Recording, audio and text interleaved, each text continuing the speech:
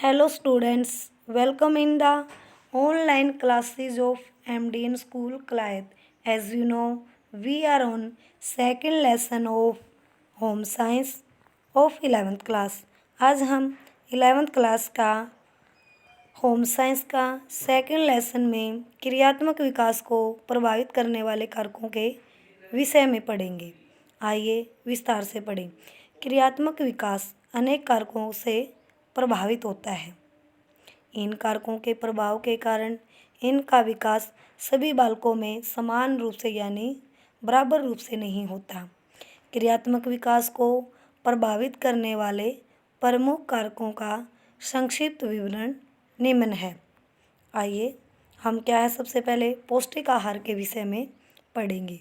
बालकों को पौष्टिक आहार न मिलने के कारण उनकी मांसपेशियों का विकास ठीक ढंग से नहीं हो पाता। कहने का अर्थ है अगर पौष्टिक आहार न मिलेगा तो उससे क्या है जो बालकों की मांसपेशियां हैं उनका क्या है विकास अच्छे तरह से नहीं होगा और भोजन में पोषक तत्वों जैसे विटामिन, प्रोटीन आदि की उचित मात्रा होना आवश्यक है। कहने का अर्थ है भोजन में क्या है उचित प्रकार के पोषक तत्व होने चाहिए जैसे विटामिन, प्रोटीन और इनके अभाव में बच्चों में क्रियात्मक विकास देर से होता है। शारीरिक दशा बालकों के क्रियात्मक विकास पर उनके शारीरिक कारकों का स्पष्ट प्रभाव पड़ता है। क्रियात्मक अक्षमताओं एवं कौशलों में विलंब होने का प्रमुख कारण है बालकों की बीमारी है। जो बालक शुरू से ही स्वस्थ रहते हैं उनका क्रियात्मक विकास रोगग्रस्त बालकों की तुलना में अच्छा होगा। कहने का अर्थ है जो बालक जन्म से ही शुरू से ही स्वस्थ रहते हैं और जो बालक रोगी हैं रोगग्रस्त हैं उनसे क्या है उनकी तुलना में स्वस्थ बालक का क्रियात्मक विकास अच्छा होता है, तेजी से होता है क्रियात्मक विकास। बाल्यकाल की बीमारियों के कारण बच्चों का शारीरिक कौशलों का विकास समय पर नहीं हो पाता और गेसेल ने विटामिनों के प्रभाव का अध्ययन किया और विटामिनों की कमी के कारण हड्डियां कमज़ोर रह जाती हैं तथा उनका क्रियात्मक विकास कुप्रभावित रहता। कहने का अर्थ है भी जो बच्चे वे शुरू से ही जन्म से ही क्या है बीमारी का शिकार हो जाते हैं तो उनके क्या है उनके जो शारीरिक कौशलों का विकास क्या है समय पर नहीं हो पाता। तो लेकिन क्या जो गेसेल ने क्या स्पष्ट किया है भी विटामिनों की कमी के कारण क्या है हड्डियां हमारी कमज़ोर रह जाती हैं और इनका बच्चे के जो क्रियात्मक विकास पर भी कुप्रभाव पड़ता है। व्यक्तित्व गुण व्यक्तित्व के गुणों का क्रियात्मक अक्षमता एवं क्रियात्मक कौशलों पर प्रभाव पड़ता है। बालक की कायरता, निर्भरता, शर्मीलापन आदि शील गुणों का उनकी क्रियाओं पर प्रभाव पड़ता है।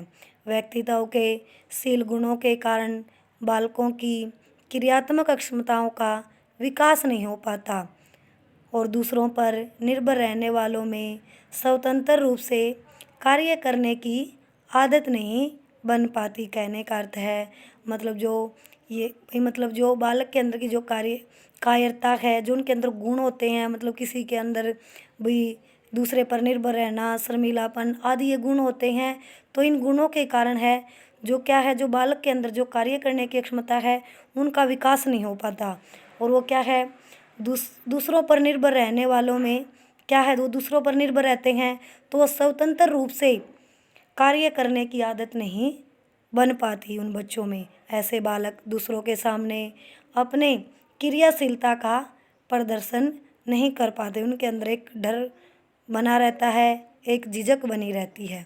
प्रोत्साहन का अभाव क्रियात्मक विकास के लिए बालकों को अतिरिक्त प्रलोभनों का मिलना भी आवश्यक है।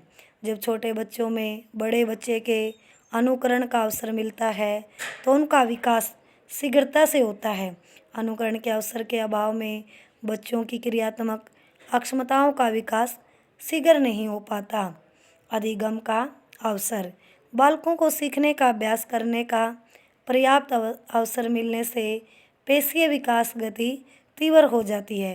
कहने का अर्थ है भाई, जब बालकों को सीखने का अभ्यास करवाते हैं, प्रयत्न करते हैं, तो अगर बच्चों को पर्याप्त रूप से सीखने का अभ्यास मिलता है तो उसमें क्या है, बच्चे के विकास में गति क्या है, तीव्र हो जाती है। और बालकों को छोटे छोटे कार्य करने का अभ्यास करना चाहिए। कहने का अर्थ है कि जो छोटे मोटे कार्य हैं, बच्चों को स्वयं उनका अभ्यास करना चाहिए। इससे बालकों में आदतों का निर्माण भी होता है। पेशीय नियंत्रण के अवसरों का अभाव।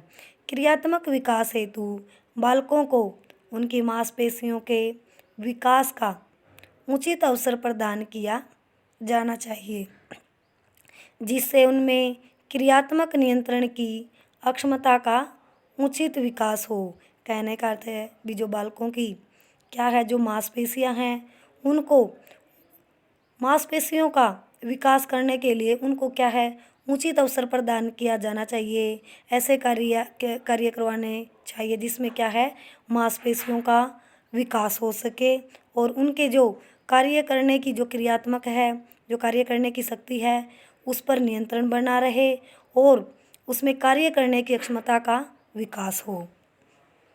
अभ्यास और निर्देशन। अभ्यास और प्रयुक्त निर्देशन के अभाव में क्रियात्मक विकास बाधित हो जाती है। कौशलों के विकास हेतु अभ्यास की मात्रा या आवृत्ति की अपेक्षा अभ्यास की गुणवत्ता अधिक महत्वपूर्ण मानी जाती है। कहने का अर्थ है, अगर हम जब किसी कार्य को करते हैं, भाई निर्देशन के द्वारा किसी के मतलब सुझाव के कारण उस कार्य को हम करते हैं, अगर हम बार बार उस कार्य को बार बार अभ्यास करेंगे तो क्या है, उस कार्य के अंदर जो रुकावट आती है वो क्या है, सब रुकावटें दूर हो जाएंगी। और इसे बार बार अभ्यास करने से क्या है, हमारे अंदर क्या है, गुणवत्ता अधिक हो जाएगी और वो क्या है, अधिक महत्वपूर्ण मानी जाएगी।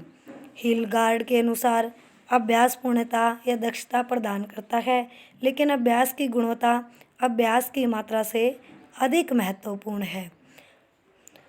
मंदबुद्धिमान। क्रियात्मक विकास पर बालक के बौद्धिक स्तर का भी प्रभाव पड़ता है। टर्मन के अनुसार प्रतिभाशाली बच्चे सामान्य बच्चों से प्राय 1 महीने पहले ही चलना शुरू कर देते हैं। कहने का अर्थ है, जो प्रतिभाशाली बच्चे हैं, जो स्वस्थ हैं, भाई जो जिनका विकास तेज़ी से होता है, तो क्या है, और सामान्य बच्चों की बजाय वो क्या है, 1 महीना पहले ही चलना शुरू कर देते हैं, जो बच्चे ज़्यादा एक्टिव होते हैं। और निम्न बुद्धि वाले बच्चे बैठने, चलने एवं खड़े होने की क्रिया देर से शुरू करते हैं।